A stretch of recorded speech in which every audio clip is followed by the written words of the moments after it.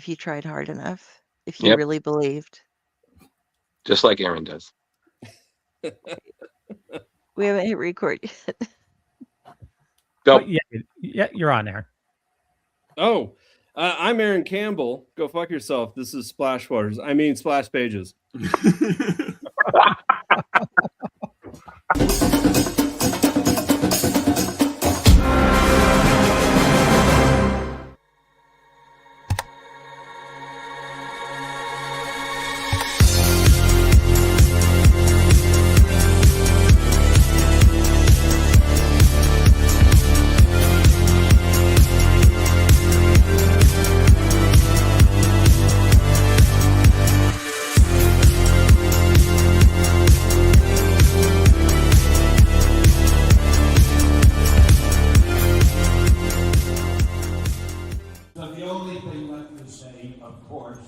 Is the one obvious thing.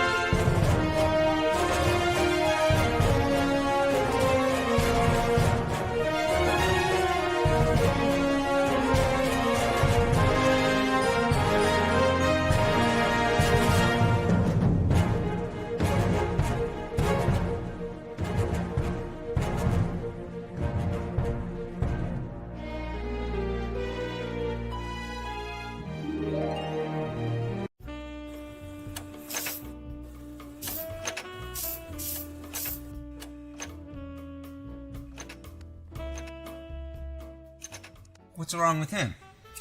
His girl just broke it off. It's her father. He doesn't want her dating a zombie. Why? What are they, demons? She is predeceased. An outsider? Mm-hmm. Man, you're asking for trouble. She broke my heart. You're a zombie. Technically, you don't even have a heart. After all of the great cinema that we brought to the world, and we still get no respect. I don't know why he doesn't like me. I'm responsible. A full-time job. You work at a haunted house in October. I'm trying to be healthy. She's a vegan, so... Wait, you're giving up meat? Oh, come on. What are you gonna do? Attack a farmer's market to try to impress her? Now, if he was a vampire, you'd have a much better chance with her death. Yeah, those pretty bastards. I didn't think this would be that hard. Hard? Man, I'm a zombie and I'm black. Here we go. I blame the educational system. I blame the media. I blame George Romero. Oh. How could you be so disrespectful? Coffee? Zombies don't know much, but they do know good coffee. Deadly Grounds. It's coffee to die for, and zombie approved. Who's George Romero? Just have some coffee. Hey, happy Wednesday. You are watching Splash Pages. My name is Leo. I'm the monkey behind the keyboard here. We have an awesome double show for you. This is our second show this week, or third if you're counting the weekend too. But we have an amazing guest. Drew will tell you all about that. But before we get into it, Kari, how's it going? It's going pretty good, Leo. It is Wednesday, and like you said, we've had technically 3 shows this week. This is our third one, but we've gotten to read so much cool stuff, and this one in particular, like, got some Constantine in, got some just great, lovely, occult, dark, fun shit. I'm having a great time with all of the people that we've been meeting, and this one in particular, this is right up my alley, so I'm all for it. Let's go see how Jar's doing so we can make it around to our guests. I'm alive. I survived the flu. Not very well, but I'm. Oh my God! The sweats and the chills, and I do not recommend it for anybody. And because of that, everybody else is drinking wonderful spirits, and I'm drinking tea. But beyond that, I'm doing great, and I can't wait for this show. This is going to be pretty good. Oh yeah, Mr. Drew. Hello, everybody. Welcome. It's Wednesday, or as we like to call it, the middle of the week. Thank you for joining us on Splash Pages. As Kari said, it's already been a stellar year, all 3 shows. This is the 3rd. We have a fantastic guest, and there's really not much to say. This man, my God, he's a man of many hats. He's a writer. He's a creator, a painter, an artist, a woodworker, a man who makes his own butter, builds ponds, so many other things that we're going to get into. You've seen his work a lot on DC, but also some image stuff. He did Infidel with Hornsack Pichote. And if I've got that wrong, he'll correct me on it. He did a John Constantine Hellblazer, Suicide Squad Blaze. And he's still collaborating with Spy Spurrier, who we had on the show last year. Great guy. And he's here to talk to us. So everybody, Gig Splash Pages, intro welcome. Raise your whiskeys or your cup of coffee. Either one he's good with. Everybody, Aaron Campbell. Yay! It's amazing. You got Constantine right, which I applaud you. And Cy will be very happy to hear that you're saying Constantine's name correct. It is, however, Hornsack Pichote. Pichote. Okay, thank you. Yeah. Thank you. We'll have to remember that for when we talk. Okay. I have it written down. Yeah. Okay. So, guys, if I can, I have a burning question I need to just get out of my brain. Go for it. Do you, Aaron, do you and Nick Offerman know each other or perhaps talk? Because learning about you, there was a lot of comparisons to his character, Ron Swanson, in Parks and Rec. And I have... Yeah, I'm not a libertarian, but okay. There is a video that's floating around out there from an interview I did at San Diego several years ago, and it calls me the Ron Swanson of comics, and I really would prefer it to say the Nick Offerman of comics. Yeah, yeah. Like I love Ron Swanson as a character, but no, we have never met. That's a bucket list thing. Oh my God, Ron Swanson. I would love to go to his woodworking shop in LA. Oh my God, absolutely. Just reading some of this stuff, I was like, man, I got to really learn better life skills because, like, again, you're from Southeast Missouri. You know, you inherited family tools. Like this is stuff passed down from like your great grandfather, the grandfather to your dad to you. You do woodworking. You make your own butter from like apricots and apple. Okay, yeah, right? that was I was like butter. No, yeah, I make butter preserves. I will say my wife has taken over that task. Okay. But it is our joint recipe. I do have apple trees, and so we harvest our own apples and we turn that into apple butter every year. Yeah. Nice. Yeah. So which that is a nostalgia thing because I grew up, my grandparents on my mom's side were very poor. They grew up in like farming communities, Southeast Missouri, and they had a 1-acre garden that they tended throughout my childhood. They had a small apple orchard and they made apple butter every year. And that was always on the table. And when we were there, that apple butter at the end of breakfast, at the end of dinner, the apple butter was opened. And there were 2 types because my grandparents had diabetes. And the kind that had sugar in it, and there was the kind that was sugar-free. So, and it was always kept separate. Right, of course. Because they lived in the era of saccharin. Right. Oh God. Yeah. So no, we do make butters. Yeah, all of that nostalgic-y shit. Yeah, I'm all into that stuff. Yeah, I mean, even the label that you made, like, is a Lovecraft reference, right? Old Man Terrible. So Old Man Terrible's Farms. Yeah. Yep. Yeah. And you even took a photo of you to put on the label, just hot, angry man, sweater, screaming. Like, like, I could be dying. I could be yelling at you for opening my jar. It's not me. Like, whatever. Somewhere there's like on my Facebook page or somewhere in the ether webs, there is a advertising text that I wrote for my apple butter, which was something to the effect of, "As I write this, men are dynamiting that charnel tree." God, wow. and I have to add one more again, and guys, then you'll take. How does one build a pond? Oh yeah, because that's impressive. I want to do that on my land. Yeah, like I dig a again. hole. You Okay. you get a crazy wild hair, and then you start digging a hole in your backyard. Okay. Figure it out as you go. Boom. Okay, Jar. Goals for summer this year. Okay.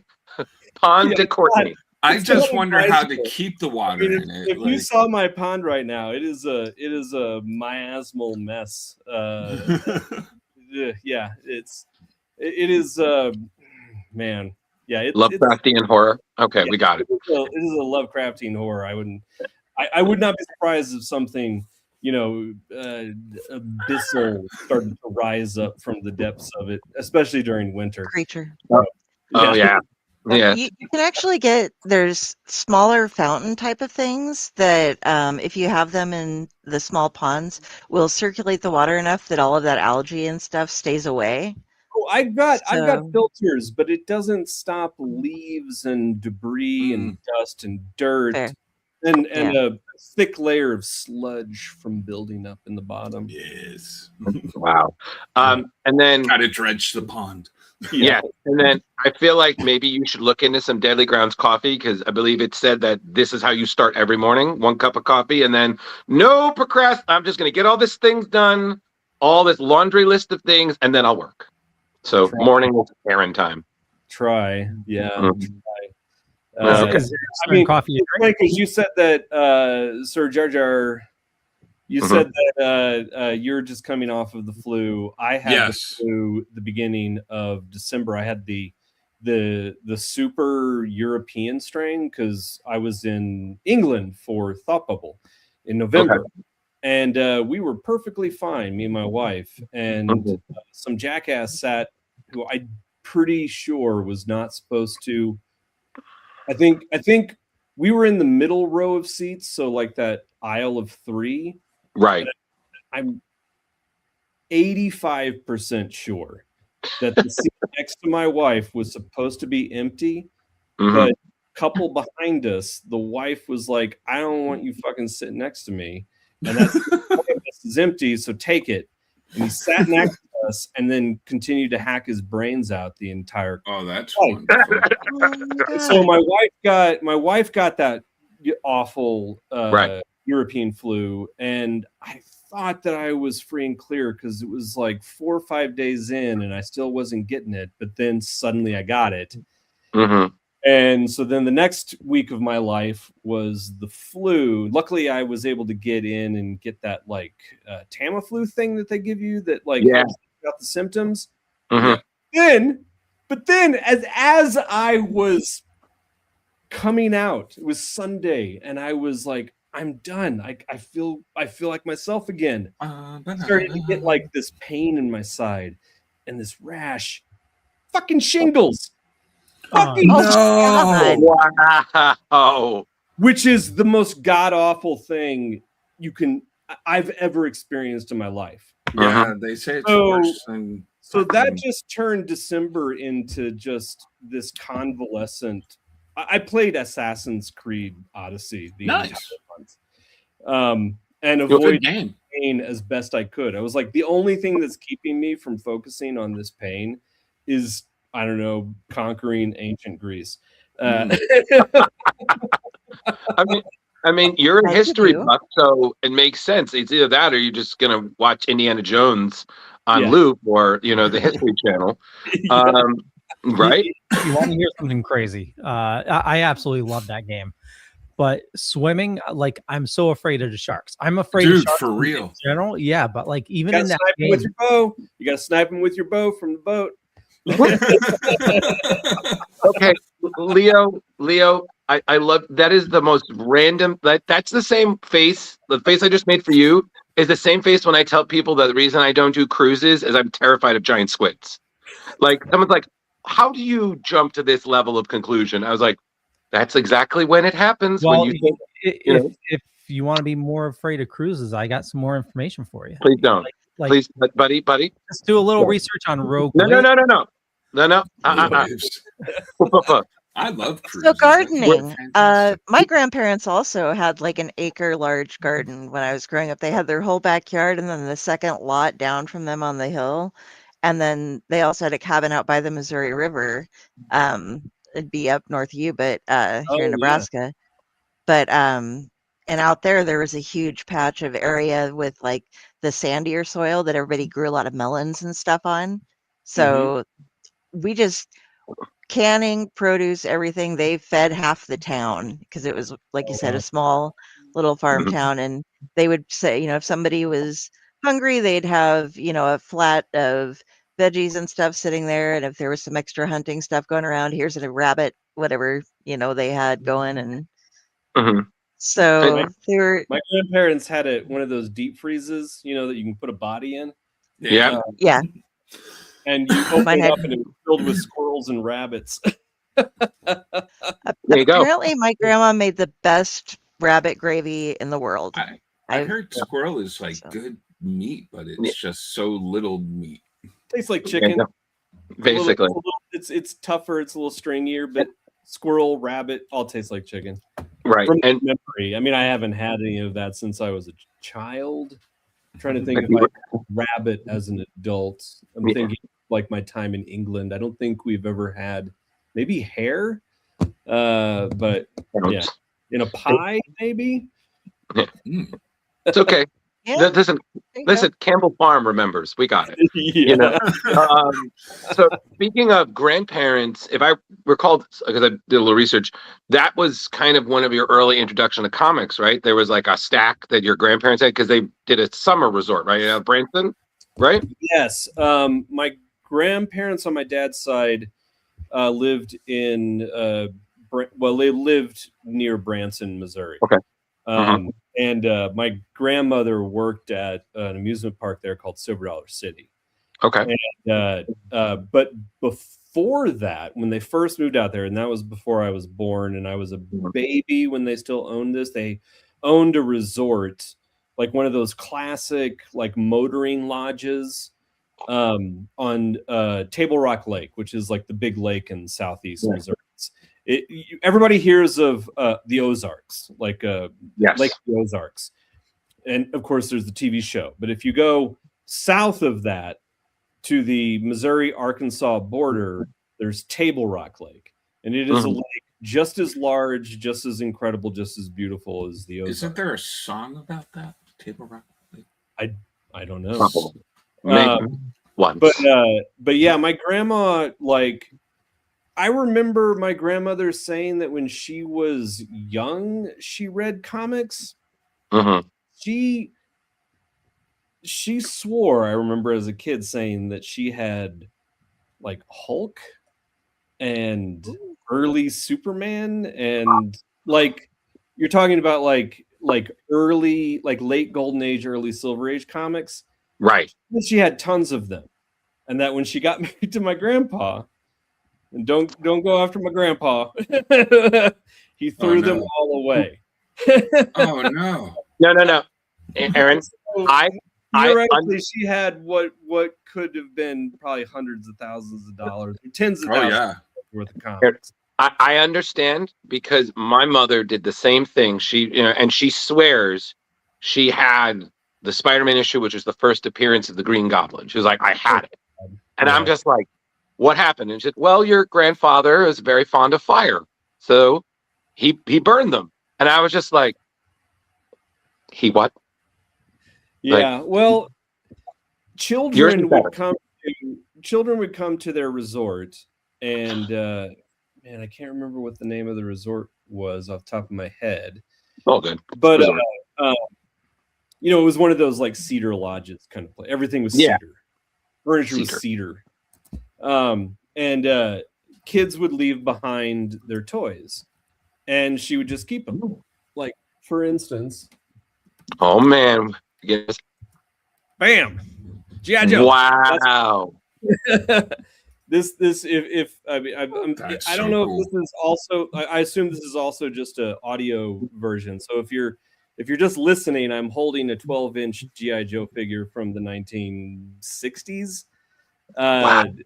And this was left behind by accident at my grandparents' resort.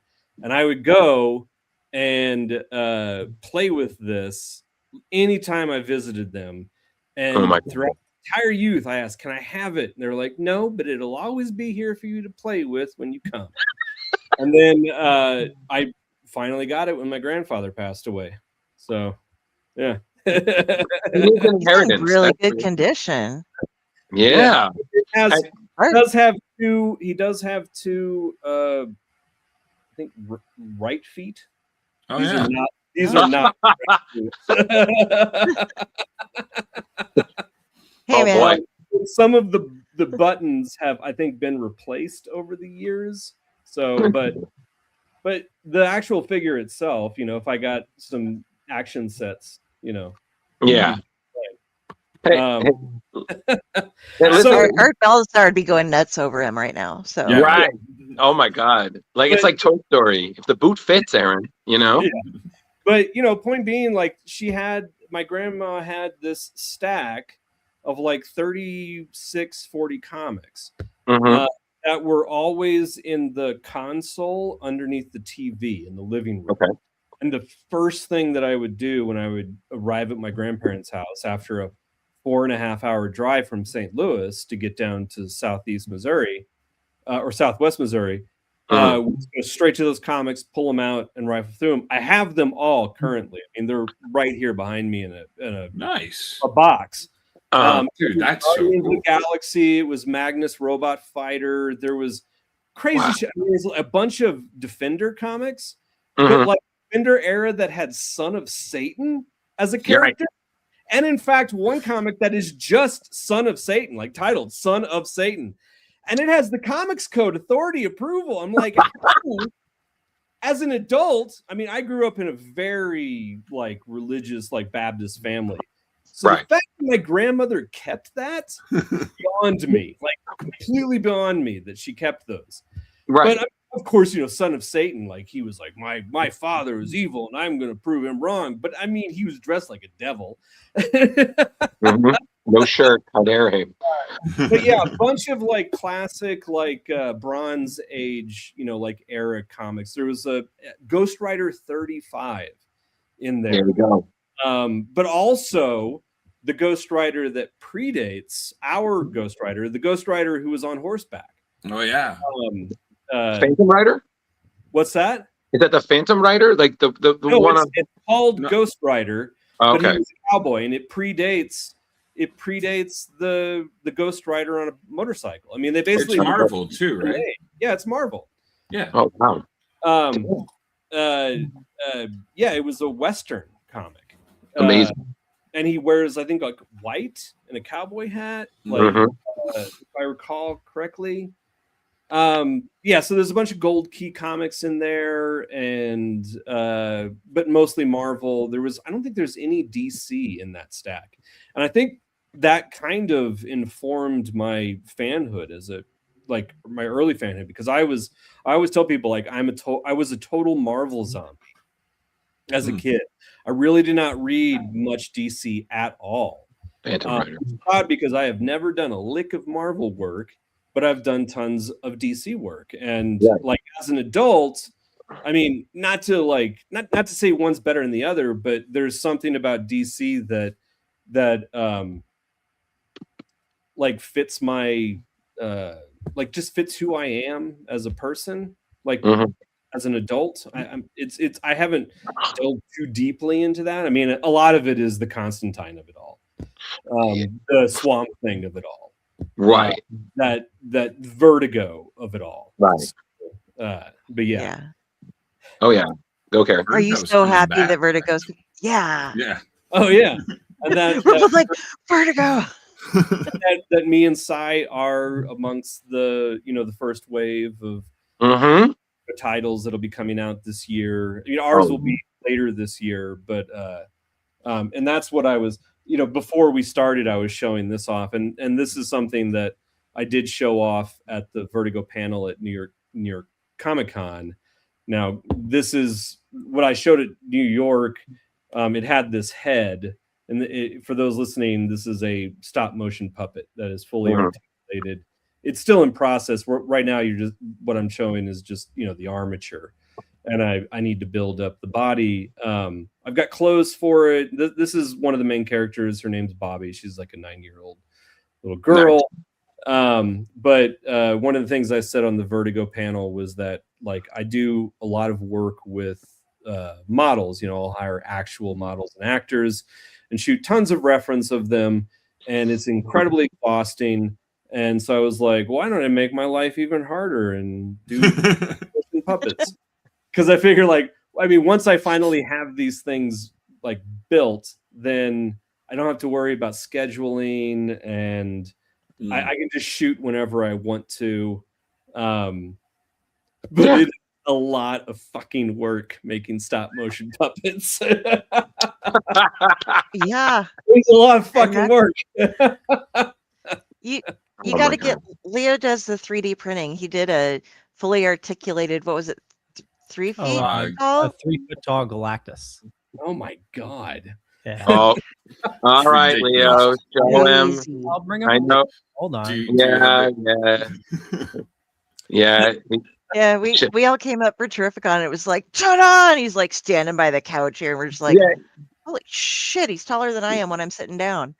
Yeah, and he's so proud of it too. He's just like, look at this, and I'm like, okay, it's Galactus. I've seen the Fantastic Four. We win, big deal. He's awesome. It took. Speaking of my grandparents, they had a 3 foot tall doll, but it was just a creepy girl. Oh God, that's always fun. Wake up in the middle of the night. What the hell's staring at me? My mom did that once just to fuck with me. She was like, because she has this doll from her childhood, and I'm like, nope, I've seen enough horror movies to not trust this. And one night I got in late. I think it was to teach me a lesson. You have to, because I was still living with them. And when she puts it, I get in, I'm exhausted, maybe a little drunk, I don't know. And I get home, and I just and I wake, and I just and I'm like, what the thing's in my bed. I'm and it's 1 or 2 in the morning, and I was just and then I just hear her chuckling in the background. And I'm like, very funny, Mom. Good night. I have right over there on my sofa, I have this big box of his friends and his liquor cabinet, and I have a stand-up dress-up doll. I have 2 of those little, they're clown marionette things that the top half of them moves and they play drums, and you wind them up like music boxes. And then this one little one that was from my grandparents, that it's a baby doll that crawls, but its outfit is slightly torn, it's a little bit rusted out, its eyes are worn off and stuff, but it still works. This thing is 60, 70 years old, and you can still wind it up and it'll crawl at you. Kari, I have the monkey with cymbals from my grandpa. Oh God, no. And I haven't tried to turn that on in probably 20 years. I'm worried that because my grandpa always delighted in it, he kept it on the rocking chair in their bedroom, and he'd bring it out, and it required 2 D batteries, and you'd start it on and it would do this, and it had a impact button on its head, and that's how you got it to do its second function. So you hit it on top of the head, and then it would stop, and its eyes would bug out, and its teeth would glare, and it would go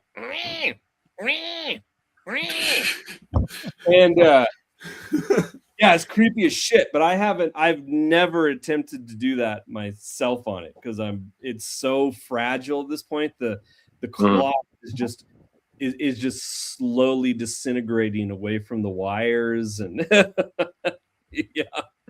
Wow. Wow. Thank you. That's do you still collect a lot of stuff from your childhood? I mean, I've got all of the things that there are. Above my head, of course you can't see it, is the rocking horse that I used. A rocking horse above your head? Yeah, I removed all of the rocking elements and just kept the plasticine horse. And that's now on a shelf up in the top of my studio, is the rocking horse from when I was a toddler. Wow. It's just a creepy horse. One of my, if I had all of the time in the world, one of my life goals would be to repaint it as a nightmare, like a from D&D, a nightmare horse.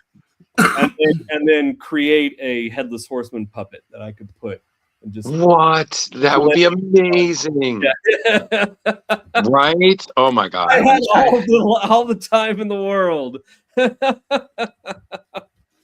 sounds amazing. I gotta start sleeping better. I gotta wake up and start doing more with my life. Oh my God. So Great. let's focus on comics, I guess, for a bit. Oh yeah.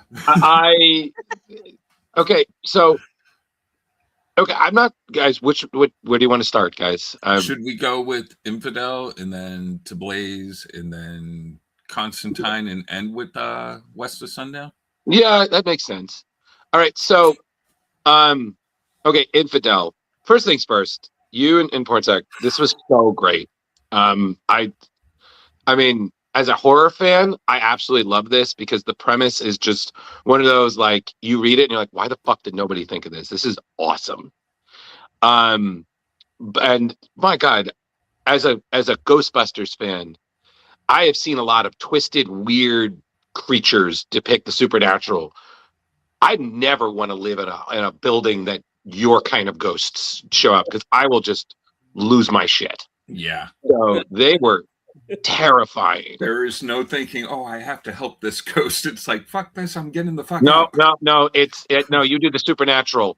Where is its body? Where's its bones? Salt, burn it. Yeah. Burn it. My initial conceit for the ghost was that they present in exactly the form their bodies looked the exact moment they died. Somewhat spoiler, not a big spoiler, right? But in this story, if you haven't read it, there is there's like a lone cell, like a lone wolf, like wannabe terrorist dude post 9/11. Like this would have been, early 2000s, who is kind of obsessively making bombs in his building without necessarily like a plan of what to do. They accidentally go off. Right. And everyone on an entire floor of this building is killed. And those are the ghosts. And those ghosts, of course, become sort of racist, xenophobic, amplified echoes of their living selves. Yeah. And so in that moment, just before their consciousness ceases, that's the way that they reemerge. So as their bodies are being twisted and ripped many different ways, that's the way that they return. And then, of course, there's other expressions that have to do with sort of their particular picadillos in life, their insecurities, their fears, their hatreds. All of that starts to kind of represent it in their physical form as well. Yeah. So that's kind of where I was, conjuring up this the grotesqueness of these creatures from. Oh, absolutely. On the pages, I'm sorry. On the pages, like right here where it has the demons along with the regular drawing, I know when you did the covers, you were using gouache and charcoal and colored pencils and stuff, but did you do a lot of that for rendering these and before the coloring came in? Like, how was Yeah. that process for you? So this book was a huge sea change. There is a delineation. There is, in my career, there is before Infidel and there's after Infidel.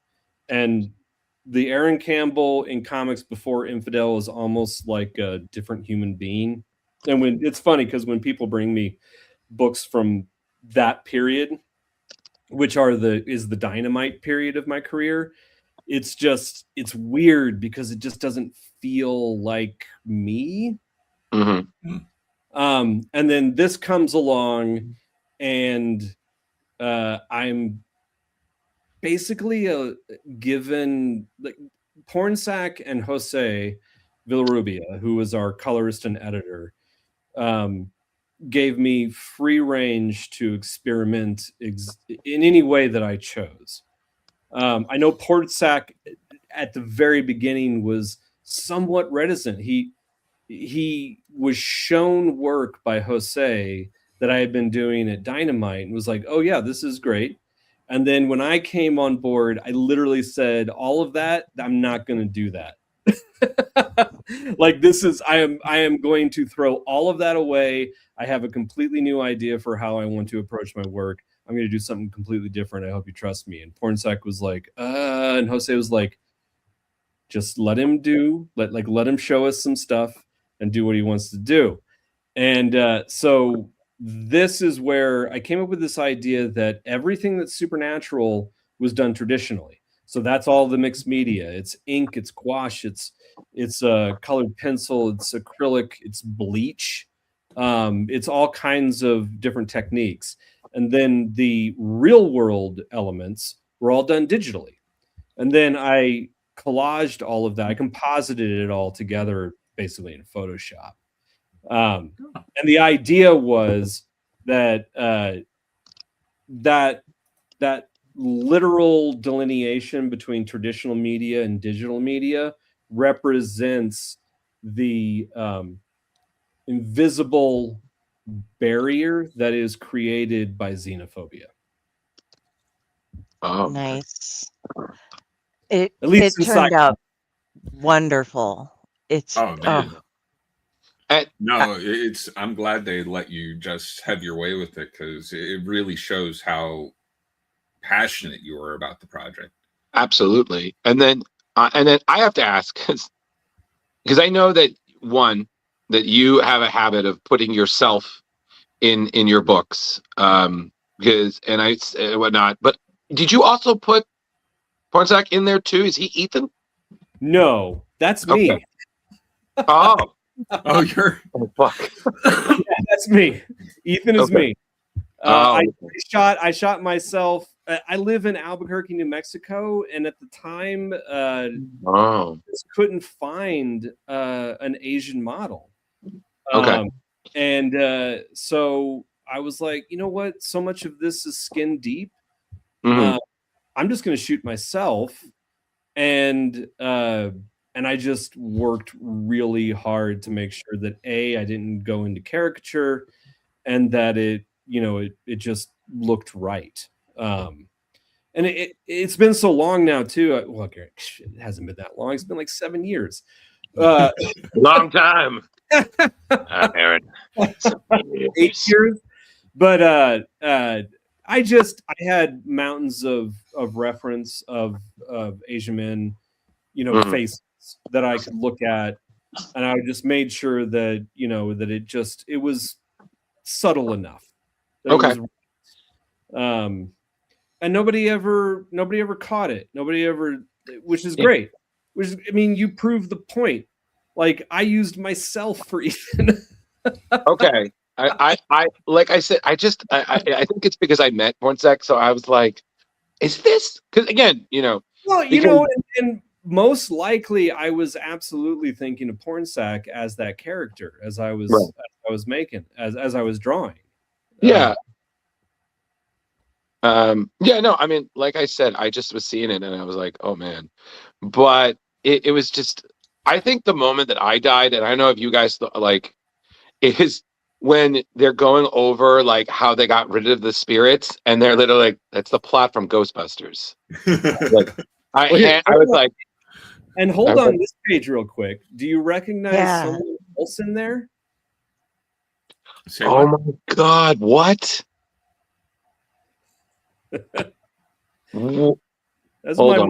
That's my model for John Constantine.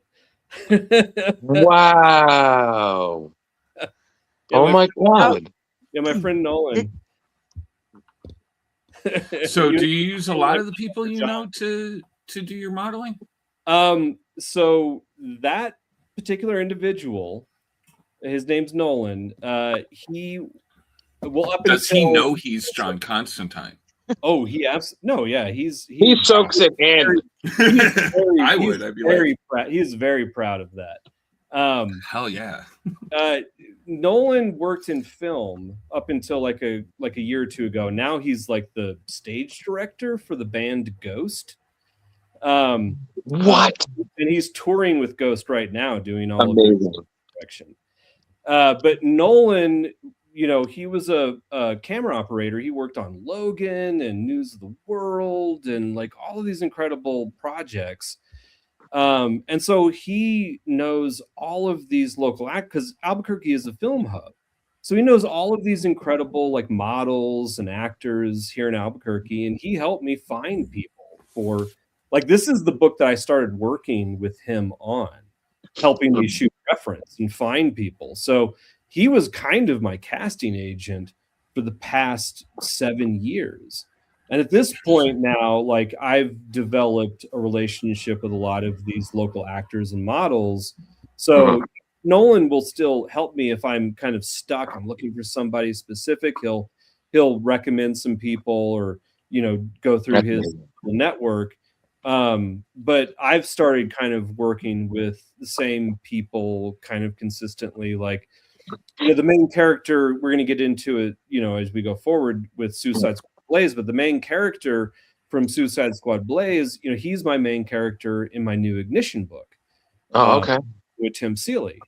Nice. So they're great actors. So I'm like, these are great people. They have great they're expressive. They enjoy the process. So like, I just start working with them, continuously at this point. But yeah, there's the early casting of John Constantine, before it. It was great.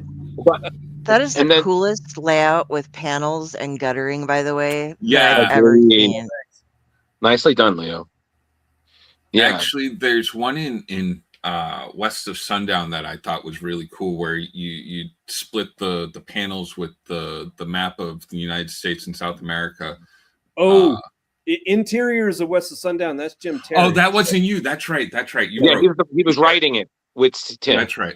But he probably had some input. Like we had oversight over, not oversight, but I mean, Jim would that was a great project, and we'll get into it again later. Yeah. That was a great project. No problem. That's where I got to be on the writer editorial side, where I get to see layouts and I get to be on the other side because layouts are worlds worst. We get to make someone else's life hell. Be like, can we do this again? And then first thing, just the whole thing from beginning to end was a true horror movie. You know what I mean? Like the quote unquote the evil is defeated, but it's not really gone. Mm-hmm. So is it? I mean, because I was reading somewhere like that they were working on an adaptation. Is that ever coming to light? Is that in process? So that adaptation, COVID put a stop. Like so many other things, COVID put a stop to that. We went through 2 rounds of options. So we did make, we did well off the options side. I know that it went through a couple rounds of screenplay. Pornsack and I never saw those screenplays, but eventually the rights reverted back to us, and currently the rights are with us now. Good. So, okay. It's not dead. I know that there are always things at play. We just went back to our fourth printing on the trade. Amazing. Oh, wow, nice. Congrats. And so I mean, at this point it's kind of a perennial. We keep that medallion on the cover, that NPR 100 favorite horror stories of all time, right? Because they did in 2018. They put it on there. It was not only that. I mean, we didn't have it. It'd be nice to actually be able to do all of the credits somewhere on a future printing, because it was also top 300 books of 2018 through NPR, and it's been on countless best of lists, and so, and I know even so I won't name names because I'm not exactly sure who told us this, but Pornsack and I have both heard from several pretty high profile writers in the industry that said Infidel really gave a lot of momentum to other writers to do short form horror, like just in general as a comic book, like the 5-6 issue short form in comics. Infidel helped spurred that on. Like post 30 Days of Night, post that, like there was a lull for quite a long time, and then they were like, Infidel was a huge inspiration to do, like, for a ton of people, which was crazy. I had no idea. That's gotta feel good. That Leo, can you go back to the one you had up before that has all the sigils on the left page? Yeah, right there. So are you like me? I'm assuming you, with the Lovecraftian references, do you just have like tons of like, oh, I'll just pull up my laptop and check out, here's my sigil set, and we're gonna go and look at the. I'll go to my physical library, pull out like 3 books of Occult Philosophy by Cornelius Agrippa, or the Lesser Key of Solomon the King, or because I'm recognizing some of these. It's like you didn't make them up exactly. You do the thing, but yeah, I did. So like, I used to be really into the occult, and then now it's more of like I'm into it historically, and, as a storytelling element, but I still have this picadillo where I don't want to recreate sigils exactly, just in case. Oh yeah, smart.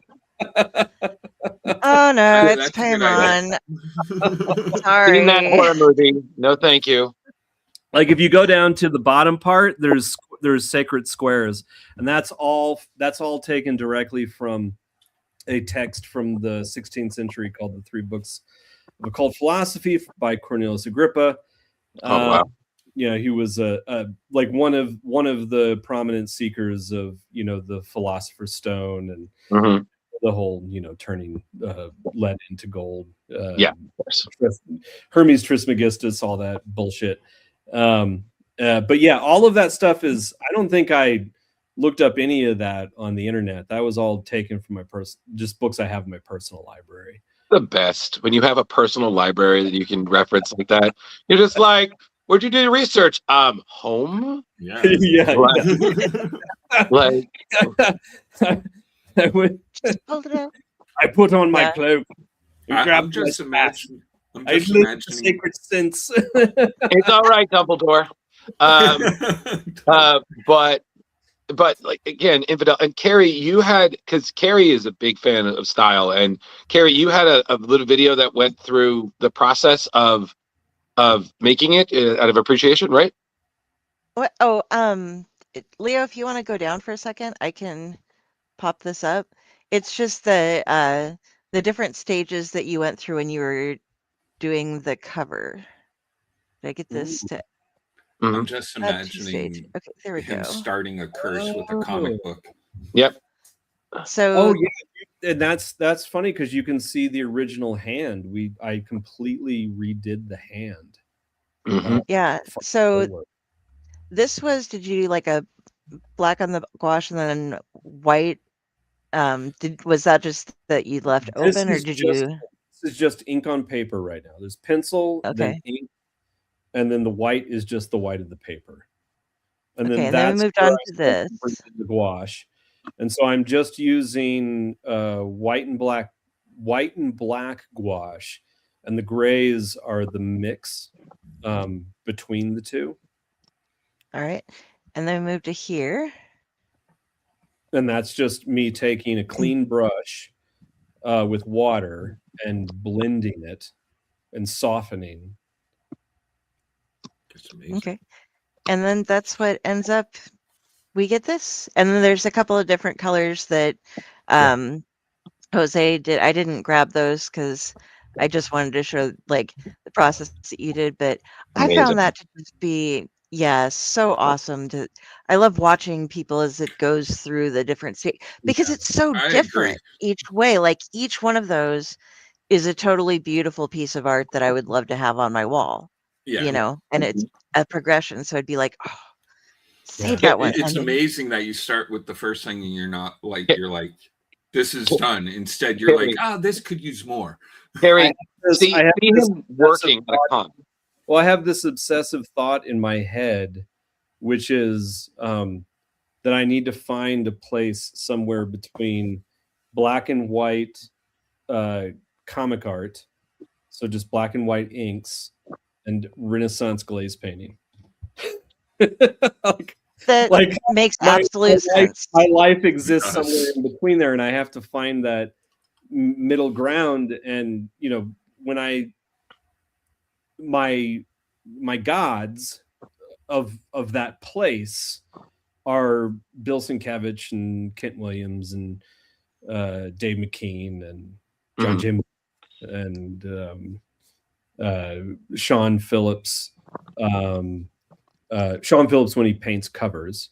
I wish I could just let my inks be what Sean does. But even then I just can't. Like, there's something that doesn't allow me to just stop at a simple mark.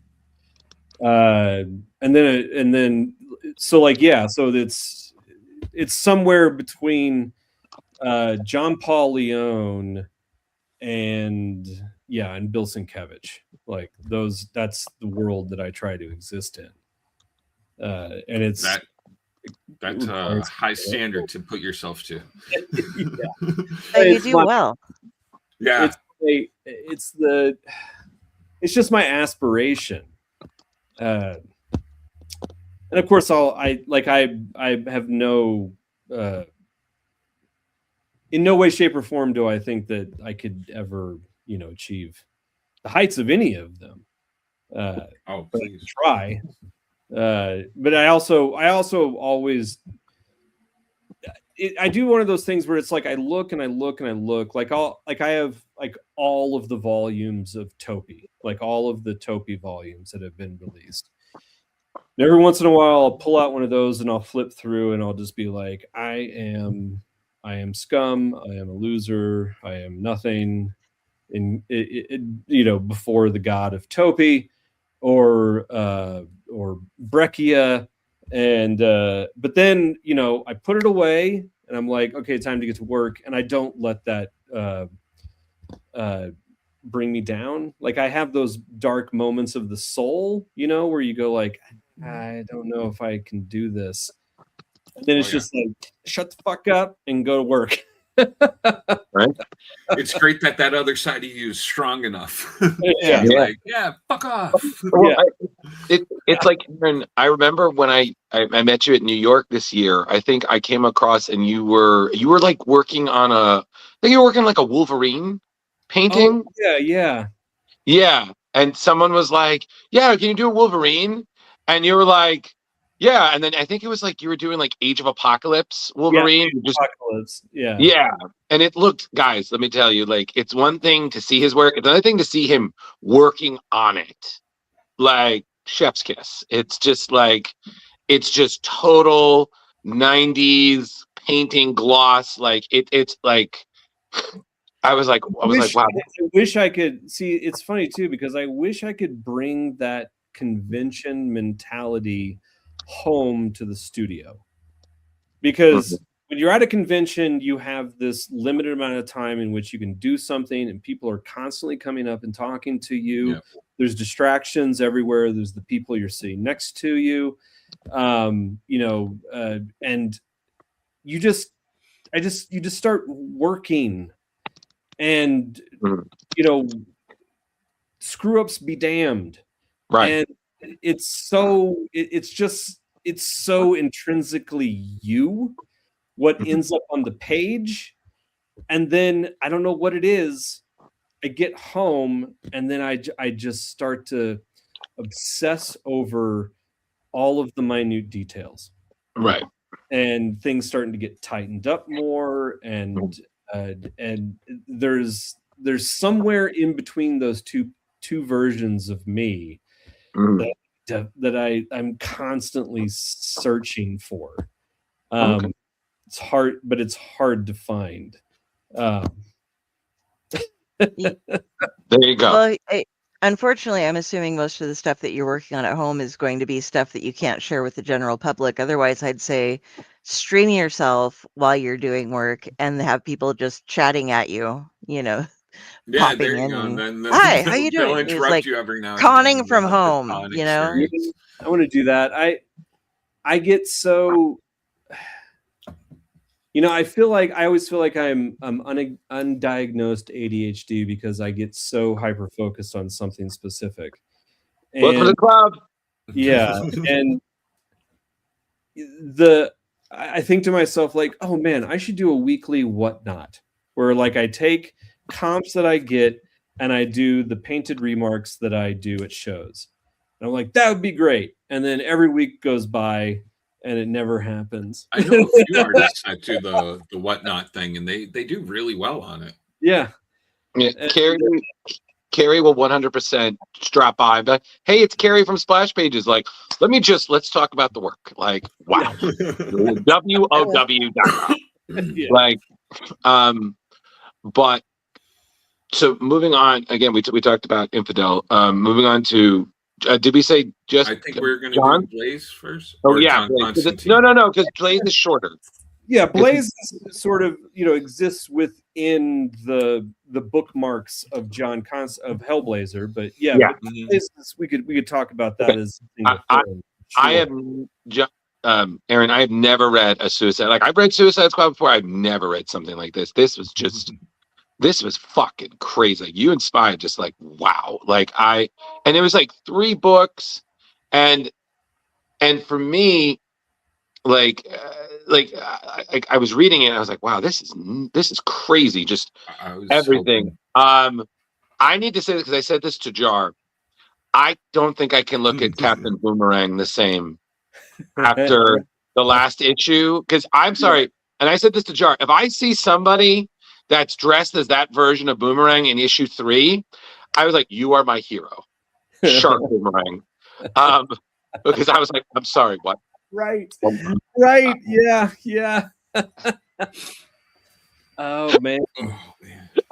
I did this in like a few. Like this is one of the books where I look back and I'm like, I was in some kind of weird fugue state. This was so difficult, and afterwards I said I will never do a team book again because it is like when I do an issue of a comic book. It is like filming a television show. Right. Because if you look, every single human being, every single creature, every single person, King Shark, all of that was shot. I shot all of it in a studio. And so intense. All of that had to be coordinated. Not only that, like, are you guys familiar with the 180 rule in filmmaking? Yes. No, I'm not. So real quick, the 180 rule is basically there is an invisible line in every shot that is a 180 degree arc that the camera sits on, and that camera cannot pass either apex of those the sides of that arc, because what it will do is if you pass the 180, it'll switch characters to the opposite side of the frame or the panel, and it does something in the human brain where it disorients you and makes you think that you're in a new environment. So anytime you see a TV show and they're doing shot reverse shot, one character A, and then there's character B. If character A is on the left-hand side and character B is on the right-hand side, like let's say one's in the foreground, the other's in the background, this character always has to be on this side, and this character always has to be on this side. So when you switch, that's as far as you can go. If you do that, you break the 180. Right. Suddenly, it feels like you're in a new environment. So that's about as far as you can go, and that's the 180. When you're working on a book like Infidel or Hellblazer, and you have like at most 3 or 4 characters that you're dealing with, it's easy to keep track of all the characters. Right. Working on a team book, and then they get into a fight, like the whole team gets into a fucking fight, and you're talking about dozens of characters. Right. It becomes really difficult to keep track of what the fuck is happening and where, and keep sense of the space. Yeah, it was a nightmare, just in terms of layout and just keeping track of all of that. This is one of the things where like having my friend Nolan help me was a huge benefit, because he's a camera operator, so he deals with it every day. So I could bring my layouts in and be like, this page is all fucked up. Can you help me figure it out? And we go through before our shoots and literally start to like rejigger the shots and the staging of the scene to figure out how can we make this all flow and make sense. Yeah, it's intense. So I applaud. I mean, you know, like there was a period of my life where I shat on. There was a period of my life where Rob Liefeld was God, and then there was a period of my life where Rob Liefeld was somebody that I like to shit on, and I'm back to the stage where I'm like, Rob Liefeld, like I give him and all of the other team, like anyone who draws team books, they have the hardest job in comics. Absolutely the hardest job in comics. And applaud. It's an interesting insight on that. All like, I never had it explained to me like that. Well, and on top of it, correct me if I'm wrong, Aaron, but I think I saw like another interview. You said that one of your favorite moments was when essentially you and Spy essentially you turned Superman into a vegetable. Oh yeah, well, we ripped his spine out, but we had to be very careful that we couldn't be explicit about it. So I had to do it in this very abstract way, and so those particular pages are the only pages from the book that were done traditionally. They were all painted, and I did them. I was specifically referencing a fine artist from the mid 20th century named Francis Bacon, who was known for his disgusting like meat puppet like paintings, so it was all incredibly abstract. And there's one page where the creature, the antagonist of Suicide Squad, Blaze, is literally tearing Superman's spine out, and Superman wildly blasting laser eyes around. And there's just this like abstract spray coming up, and then this like kind of bizarre white. This is the page before it. But then there's the page right after. This one. So if you look at the very top left of the page, there's kind of white tendrily thing. Yes, that's Superman's spine. Oh, okay. I see it in the back corner there. Yeah. Wow. It's a different aspect on the whole thing. Yeah. Like that's Superman's spine. Jesus. Yeah, I mean, because I've read books where there's been a foe that like obliterated the Justice League, but seeing it, I was like, wow. And again, you and Spy just again with this, like I said, I've never read a book that just was so big but yet so personal at the same time. Do you know have you read any of the stuff where I was talking about the fan theory that I was using to depict the antagonist? No. So have any of you heard of the fan theory of why Superman is not able to be identified as Clark Kent? The glasses hypnotize people. The hypno glasses? Nope. That when Superman is Superman, he vibrates his body at a high frequency, so he is just a blur that goes around. Oh, okay. And so that's the reason. And of course, that's not something you can depict in a comic. Bullshit, because I fucking did it. But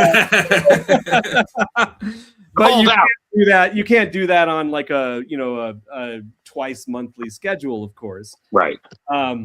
And of course, it's also not canon. They've said many times, no, that's not what Superman does.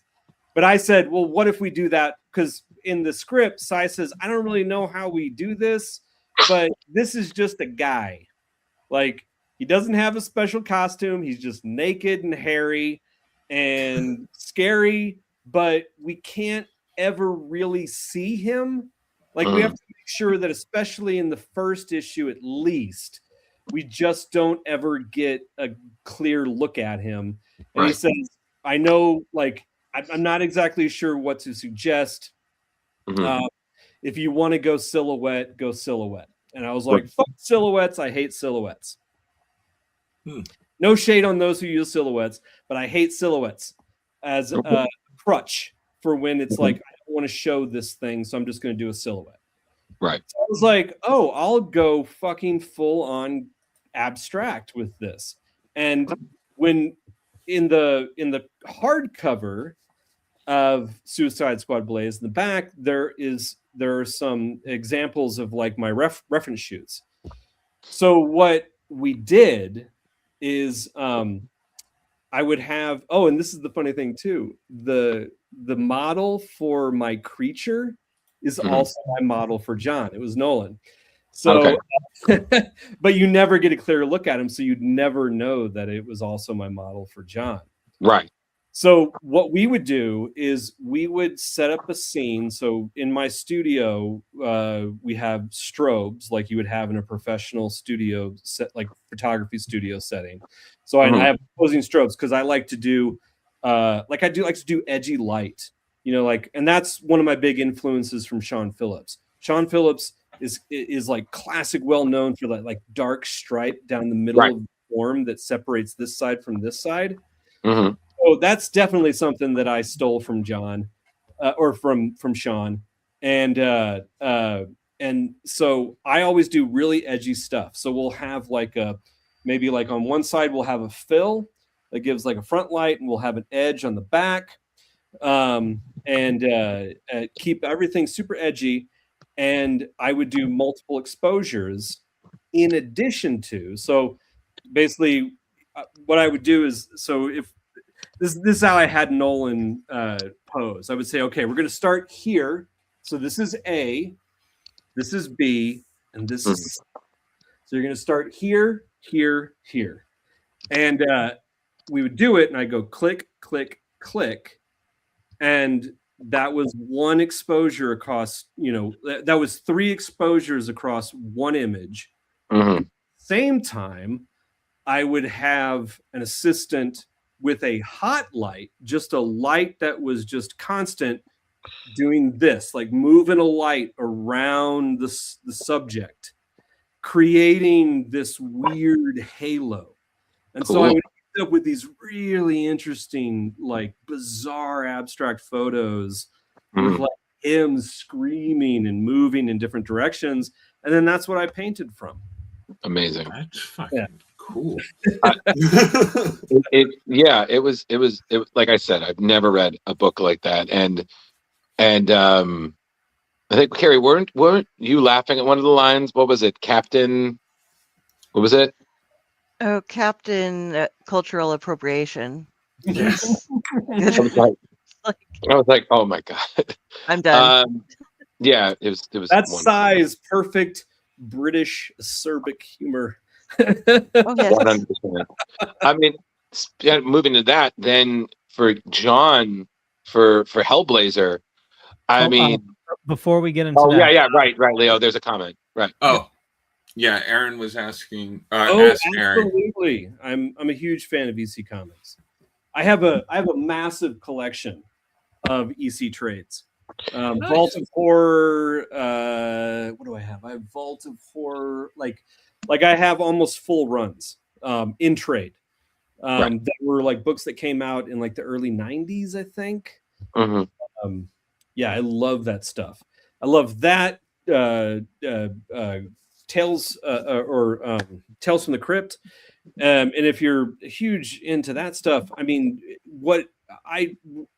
last year I got a box set of the full run of Tales from the Crypt. And because it's not available to stream anywhere, you can only get it in DVD or Blu-ray. Yeah. So I got Blu-rays, and not only was I astounded that the first and only directorial moment of Arnold Schwarzenegger is from Tales from the Crypt, but it's also like Demi Moore's first like on screen appearance. Like it's like every time we watch an episode, we're like, this is incredible because it's like film history being made. All of these incredible actors having early experiences, but at the beginning of each episode, it will call out what story from EC Comics it comes from, and it's not just Tales from the Crypt, but I mean, you'll see Vault of Horror. There's the Western one that they did. There's the noir one that they did, all being pulled into Tales from the Crypt. So I fucking love EC Comics. I had this whole conversation last year with like Tim Seeley and Tom King about early, like Tom King we were at, I can't remember what show we were at, may have been C2E2, but he had gotten all of these like early EC books, and it was awesome. Nice. Yeah, Tom's great. But so like I said, moving on to John, like again, it very much had that old Vertigo vibe. I mean, right down to it. And the first arc, like I know you did kind of like the first arc, which was 3 issues, and then you had 6 through 8, and then there was the ending. The Blake stuff, how you did the Blake stuff was absolutely amazing. But I have to be honest. Real quick, I was fortunate that a trip to England for Thought Bubble just so happened to coincide with that. Wow. And not only that, we were in London as they were doing they were hosting a William Blake show at the Tate Museum. Wow. So all of the pieces, the flea, like all of those paintings that, you know, Cy was referencing in the book, they were on display in London at the time. And there's scenes with John doing his, you know, summoning magic at Blake's grave. That's a reference I took at Blake's grave. Wow. Bold. Very bold. I'm almost scared to know like what reference photos you used for the Harospexy, because that gets messy. You know what I did? I made entrails. Like I got sausage casings and I filled them with fake blood and spaghetti, and then got a table covered in plastic, poured fake blood that I had mixed up myself all over it, and then I had my friend Nolan come in and just and just squirm around in it.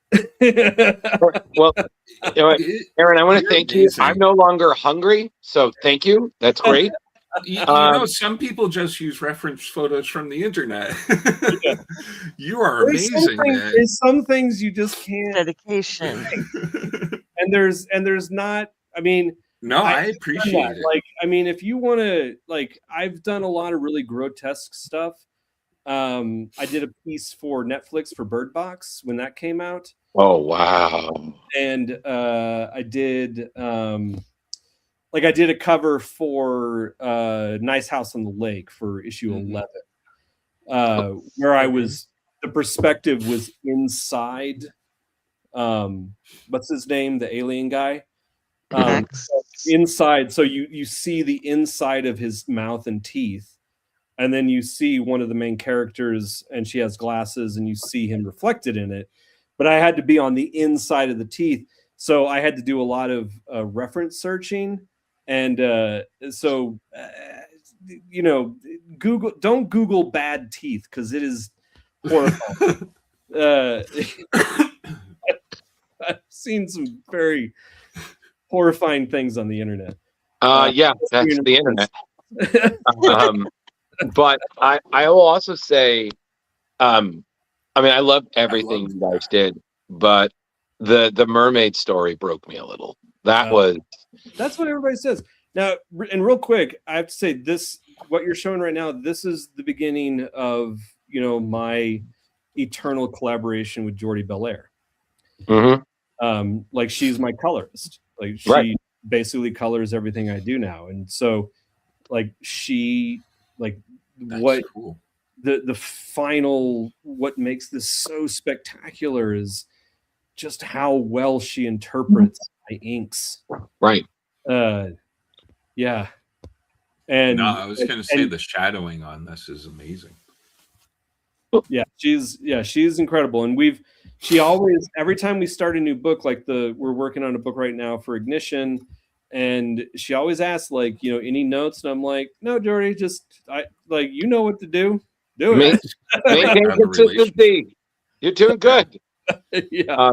But the I don't know if I can trust fish markets the same now after reading that story. Like that. Ooh, yeah. Especially if you see monkfish on a menu. No. God, no. After that, I'm just like, I'm going to stick to the salmon. They haven't done a story about John and salmon yet. I was like, we're good. Monkfish? No. You don't know if that's actually monkfish, man. Well, it's also amazing, like, you know, how Cy just knew which fish to pick for me to draw. That is just the most grotesque, disgusting fish possible. Absolutely. and it's just, you guys just captured that old Vertigo feel of John's world, where it's like, it's very colorful, but you guys reinforce the black and white. Like, it's still, everything comes with a cost. If you use magic, there is a price. If you dabble, there is a price, and it's not going to be immediately, but eventually someone will come with the bill. Yeah. And you can't just be like, what? No. But man, that story, just like, I was like, wow. Oh, go ahead. I'm good, Dar. Go. I was just going to say, is there a superhero genre or character that you would like to go and visit and work on? You know, I used to always say it's Wolverine, but because Wolverine was my guy growing up. I was obsessed with him. Yep. But I don't know. I think they've ruined that character. Yeah. I don't know what you do with that character anymore. There was also a moment, like, when I was really into, like, Steve Epting and et al., who were doing Captain America. I was like, that's something I'd be really interested in. That'd be an interesting take on Captain America. I mean, me and Cy doing Captain America. Fuck yeah. Fuck yeah. Easy. No. You guys, You guys need to do Doctor Strange, man. Just get all that. Oh, that would be really cool. Yeah, just get. I want to. Doctor Strange is a character I'm not super familiar with, though. It was never in any of the books that I read growing up, and I've never read contemporary Doctor Strange, so I'm not familiar enough with the character. Well, I just want to see your version of Dormammu, just flaming head, evil, or just wait for when they're like, do you want to do Ghost Rider? You'd be like, I'm sorry, which one? Oh shit! That's funny you say that. Ghost Rider was my other guy. Yeah, man. I mean, I said that earlier, but yeah, when Mark Texeira was doing that, I was absolutely obsessed with Ghost Rider. His that is fucking Mark is great. Yeah, that would be amazing. Of course, Batman, Joker, any of the dark DC characters I would love to do. I know that there's, this, Zack Snyder kind of cast a pall upon dark superheroes. I just think he did it incorrectly. Like if you look back to The Crow, like I still consider Crow to be the best comic book adaptation. It's pretty amazing.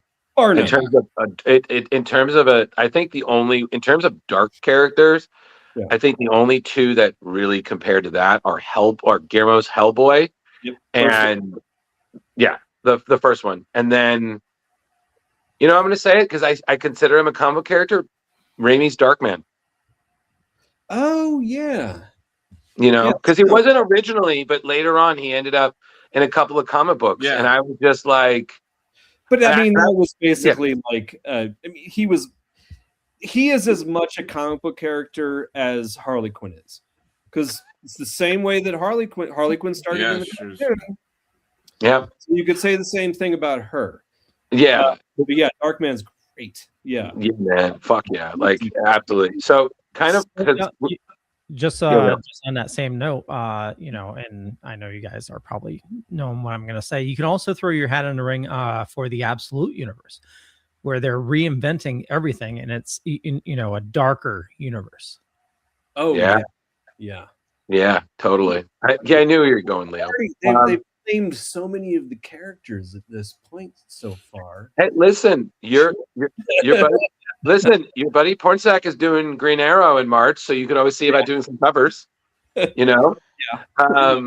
aren't really doing the villains though, like Absolute Solomon Grundy. Oh yeah. Yo, let's go. Have you been reading Absolute Batman? Oh my God! Here we go. Have read the first issue, but I've not. Like I'm one of those. I just don't. It's one of my shames. I don't have time to keep up with everything that's happening. So no worries. Well, the only reason why I mentioned, is all the villains are grotesque and unique and just like totally in Batman. Okay, cool. You have to stress that, Leo, because Absolute Batman. Yes, I did. I asked. Okay, no, I'm just saying. We know what Batman is like. Yeah, like not to spoil it, but the way Batman takes out Venom, like Venom becomes this like huge titan, not Venom, Bane with the Venom juice. Bane.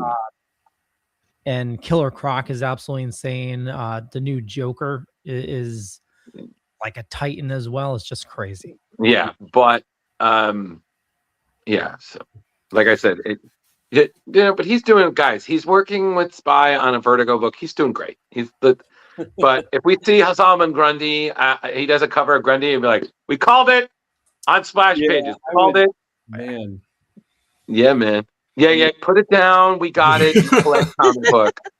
Nerd. You are going to see me on other Vertigo covers. Sweet. I'm working on one now. Awesome. So, I That's can't great. say who, but yeah, I'm working on one now. Well, and kind of coming to the end. Near the end. West of Sundown. So we had Tim on earlier, later part of last year, and as a horror fan, I loved this book. Like, this was so good. Like what you and him did, you know, pulling from classic literary horror characters. I think I saw a review was like, this is like Dusk Till Dawn meets League of Extraordinary Gentlemen. And I was like, that's a good endorsement. And the book was fantastic. But the thing I really wanted to ask you about is I saw in an interview, you were talking about like when you're writing, you have to have the right soundtrack to get in the mood for the atmosphere of what you're working. So as a music fan, what was the soundtrack, and are there any others for any of your work? Because I would just love to create a jam, just like listen to the Campbell jam, just horror tunes, man. Okay, so it's been a while since I did West of Sundown, so it's hard to remember what I was listening to during that. And when I'm writing, it uses a different part of my brain, so it's harder to concentrate when I want to also sing along to the song. Right. But if I'm doing layouts, or if like for John Constantine, John Constantine for Hellblazer, you know, oftentimes it would start off with just the Clash London Calling. Like that was just a straight up like, let's get this going. Right. But Bauhaus, The Cure, for all of, if you get into, man, I wonder if I've ever done a video of this. I think I have. Especially in Hellblazer, there are pages where I wanted to get really loose. And the way that I do a lot of my pages is I will start them digitally, and then I will print them out, and I will finish them traditionally. So I'll have like base inks, and then I'll print that out, and I'll finish it out with big calligraphic, you know, brushes and painterly stuff and whatever. Totally. But, one of the processes that I came up with on my iPad, I don't think I have. Oh wait, do I have a pen? Yeah, I have a pen. So one of the things I came up with was I would take my iPad and I would lay it down on top of my coffee table, which is, as most people know, is about a little less than chair height, so like 16 inches. And then I would put my laptop on that, and then I would blow my underdrawing or my reference up as like really large. And then I would take my stylus and I would hold it literally like this. And then I would get my whiskey.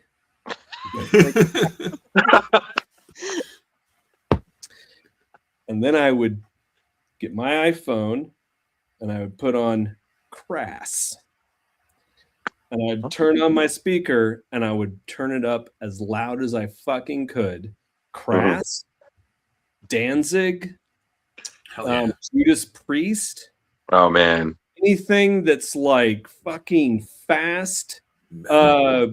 Cowboys from Hell, some Pantera. Yeah. You know, any of that. And then I would just bend over and I would literally draw like this. Oh my God. Really? And I would like, you know, step back, be like this, drawing, and I'd fucking rock kick. Rock kick. Wow. Take some fucking whiskey, you know, like, and that, like that. Amazing. It's like, that's how I draw loose. I want to be in the room when that's going on. It's a broad spectrum of stuff depending on, you know, like where I'm going mood wise. Like also bands, like if I'm getting into like really dark, like with the William Blake stuff, right? You know, I was listening to Dead Can Dance. You guys familiar with Dead Can Dance? Celtic shit. There's a American folk dude named Eric. What is his name? Eric Erickson. That doesn't sound right. he did work on the Cold Mountain soundtrack with Anthony Mangola, the director. You know, like even into, because I'm a huge Led Zeppelin fan, so even stuff with like who is it, Robert Plant and Erica Krauss, something like that. he did a like a folk rock album. I saw him in concert at Mohegan Sun doing that. Yeah, that was crazy. I was all there for Led Zeppelin, and I got that, and I was like, "Well, this is cool, but not exactly what I came for." Yeah, not quite. If you, especially not if you're expecting it. Yeah. But yeah, so I have this broad spectrum, and then, so like I can't talk too much about it right now because it still hasn't been officially announced. But I've been working on a heist book with Tim. So that we're doing a heist book. Amazing. But nobody knows what the title of it is yet. But for that one, it is 80s fucking hair metal. Like it is like, I don't know how many times I've listened to AC/DC Thunderstruck, like to just get myself going. That's struck. Then I move on to AC/DC. What is it? Aspect or Accept, Balls to the Walls. God, who else? There's some Faith No More in there, man. Suicidal Tendencies. Yeah, Faith No More. Well, not hair metal. Faith No More is just slightly past the specific moment that I imagine these individuals being mentally stuck in. Almost there, Kari.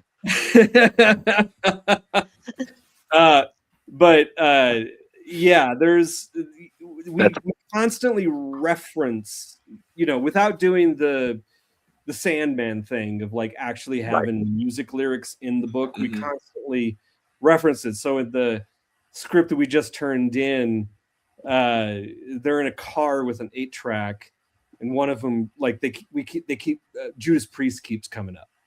And there's like a specific Judas Priest song that I have in mind for this entire issue. And I just listened to it on repeat. And the way that Tim and I work, the way that we worked on West of Sundown, the way we work on this one, is I would do the outline for the issue. It was like, this is what happens in it. And that was like several pages, or West of Sundown was actually more of like us having phone conversations. Yes. Where we'd be on the phone for like 2.5 hours or whatever. And I'd just pour my crazy brain into Tim, and then he'd distill that into a script and send that to me. And then I would edit it and I would futz with it. And so now what I do is I send him a multi-page outline, somewhere between 3 and 8 pages of what happens in the issue. And then he sends me back the script. Tim fucking writes. I mean, he gets a script back to me in like a day and a half, a 22-page script. Wow. It's fucking insane. So he gets the script back to me. And then I go through and I spend the entire next day obsessing over every little detail.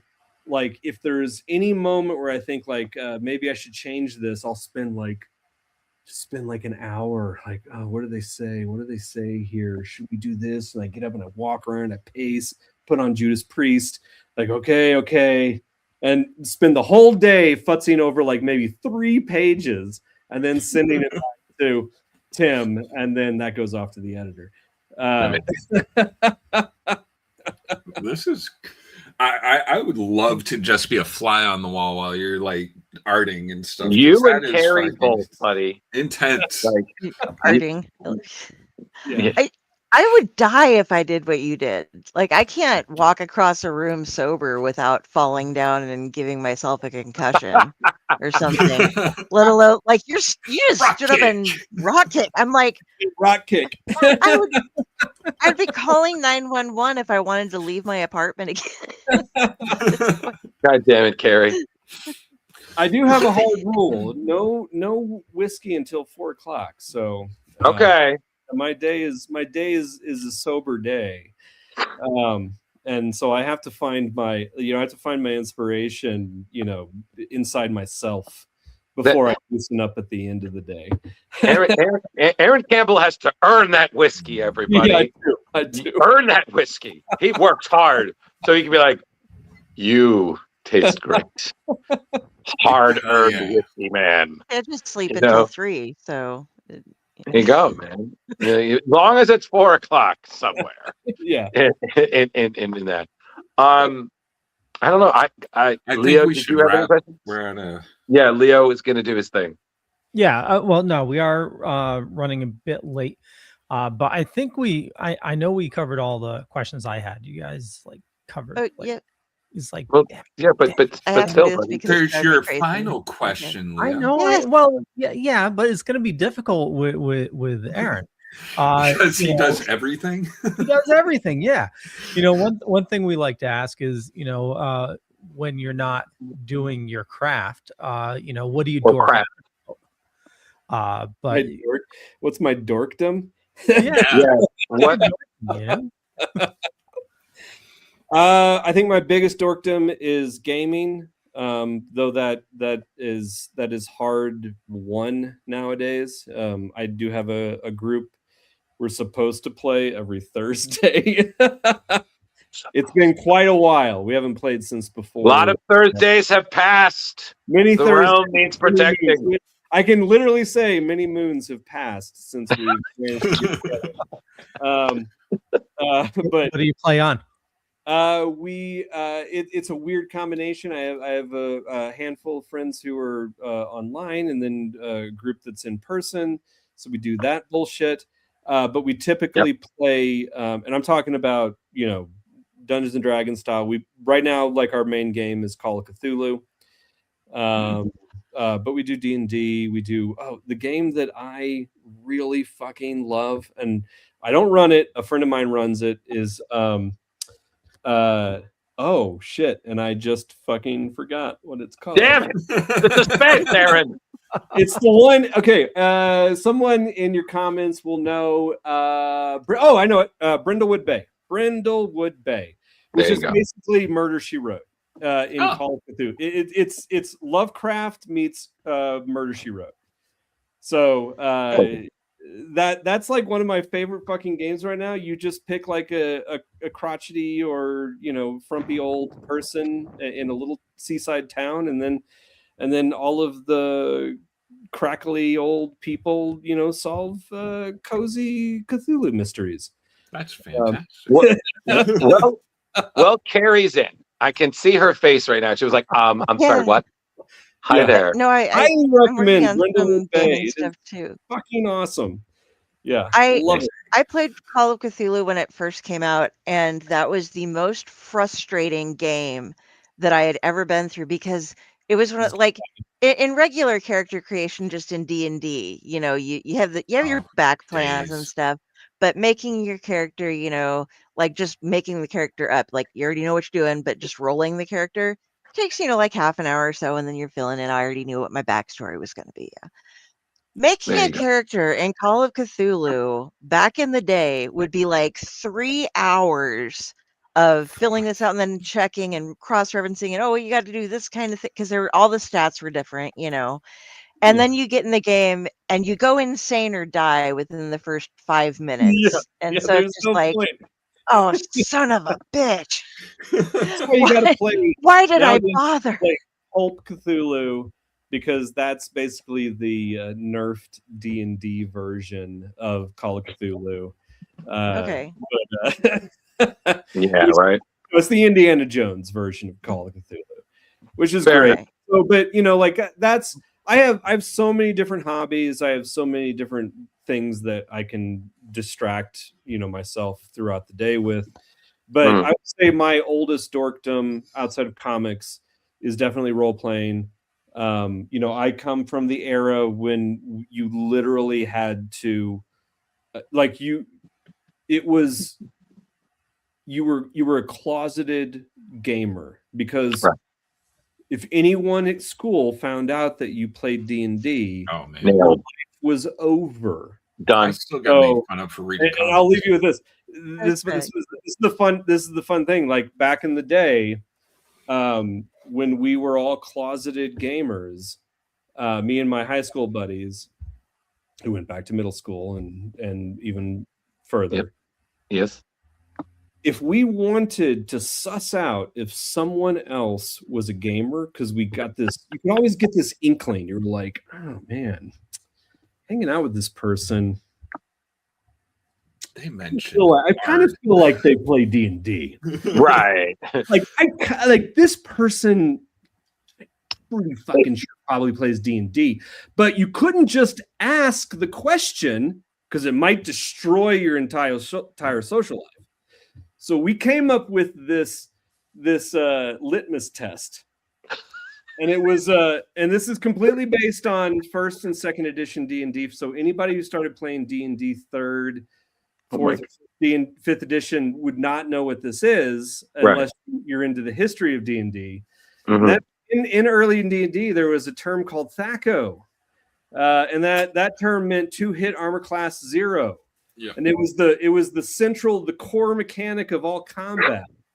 And so what we would do if we thought someone was probably a Dungeons and Dragons player, we would just THAC0 drop it into conversation.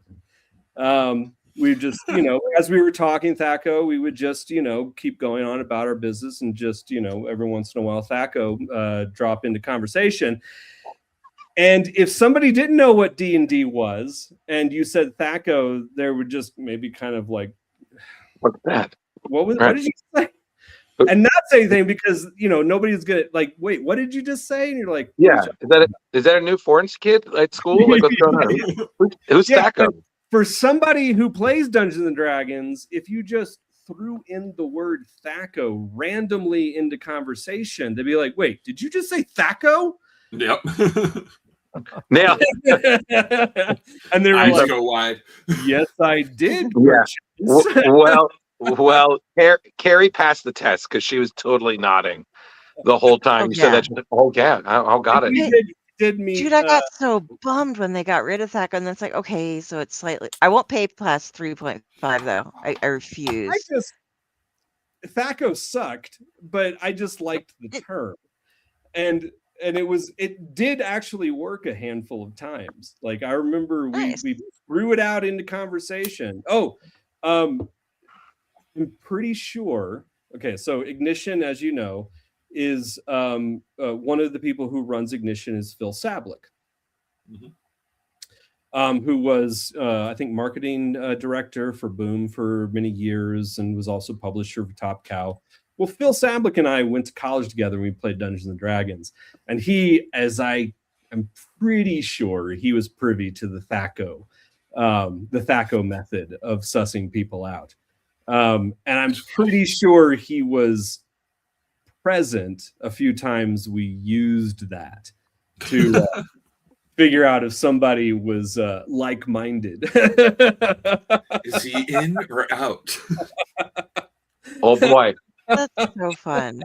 Oh god. I love that. All right. Well, all right. Tune it down, you guys. I'm going to put you in the dungeon, where all the dragons are. All right. I think, Leo, you're right. Let's wrap that up.